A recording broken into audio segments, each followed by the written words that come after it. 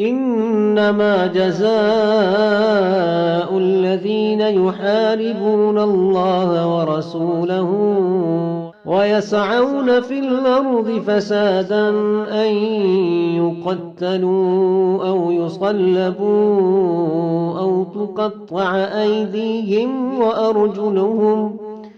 وأرجلهم من خلاف أو ينفوا من الأرض ذلك لهم خزي في الدنيا ولهم في الآخرة عذاب عظيم.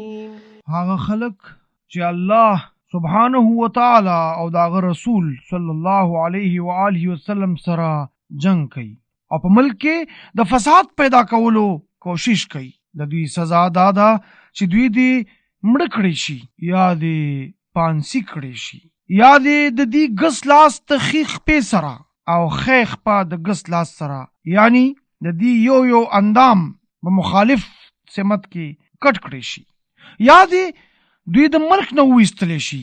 دا خو په دنیا کې د دوی دپاره سپکونکی عذاب دی او په ورځ د آخرت دوی دپاره ډېره سخته سزا تیاره کړې شوې ده.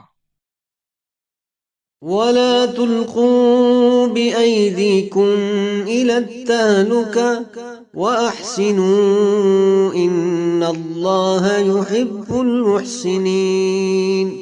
الله سبحانه وتعالی فرمایي او خپل ځان په خپل په هلاکت کې ماچوي او نیکی وکړي، ښه کارونه وکړي. بېشکه الله سبحانه وتعالی نیکوکار خلق خپل مرګري ساتي. من قتل نفسه بحديدة فحديدته في يده يتوجأ بها في بطنه في نار جهنم خالدا فيها ابدا. څوک چې د اوسپنې په یو هتیار باندې ځان مړ کړي نو په ورځ د قیامت به په جهنم کې په اور کې دغه هتیار دغه اسلحه د په لاس کې وي او هغه به په خپله خېټه باندې ځان په دغه هتیار باندې وهي او همیشه به په اور کې سوځي.